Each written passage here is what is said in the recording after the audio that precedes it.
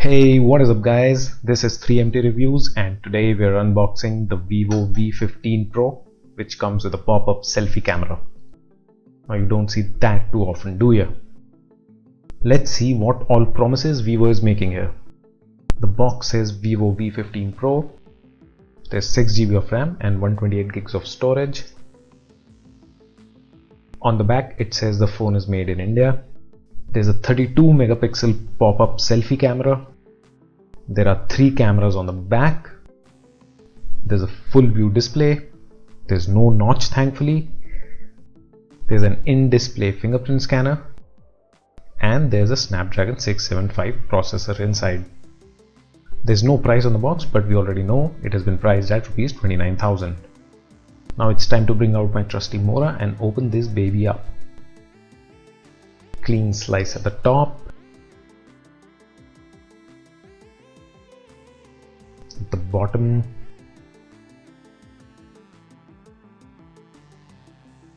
The side, and it's open.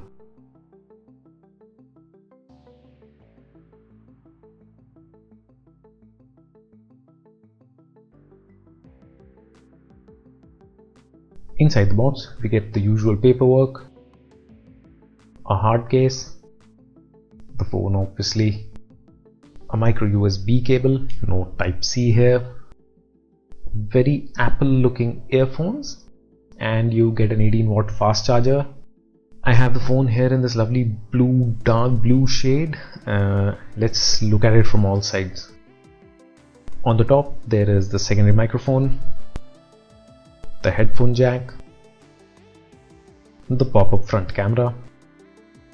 On the right is the volume rocker and the power button. On the bottom is a tray, main microphone, micro USB port, and the primary speaker. On the left is a Google Assistant button and another tray. On the back there are 3 cameras, which makes it a total of 93 megapixels. It says AI triple camera. There's a flash in the middle and the Vivo branding at the bottom. There's a dedicated SD card slot and both trays have rubberized ends for waterproofing, but there's no IP rating being quoted, so don't dunk this thing in the water. It's a good looking phone, alright, but don't be mistaken, that's a plastic back and not glass. I've set up the phone and as you can see it's all screen, no notch, and it gets thumbs up just for that. The bottom bezel is not too bad either. So the phone is running Android 9 Pie and has 113 gigs of space available. Unfortunately the phone comes with a lot of pre-installed apps, but it's easy to delete some of them if you don't use these. Let's try out the fingerprint scanner. You have to place the finger correctly for it to work, but when it works it's fast, or at least faster than I expected it to be. Then there's face unlock and the front camera pops out to scan your mug. Now let's check out the party piece, the cameras. So the camera can shoot in various aspect ratios and there's this 48 megapixel mode.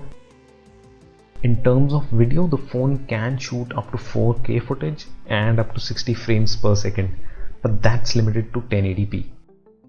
Let me now drive in the Audi and take a few sample shots. The shots in good light here have limited noise and color accuracy is good too without being oversaturated. The white balance though leans towards warmer colors. Here are some video samples. The 1080p footage is stabilized, the EIS working really hard here. In 4K the same footage isn't. Just for kicks, here's a wide angle video.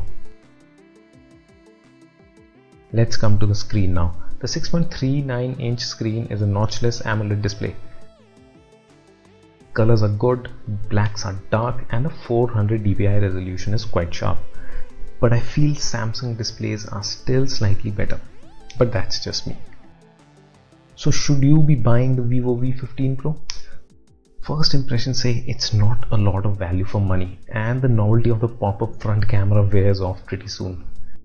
Buy it only if you hate the notch/punch hole. This is a one-of-a-kind device at this price.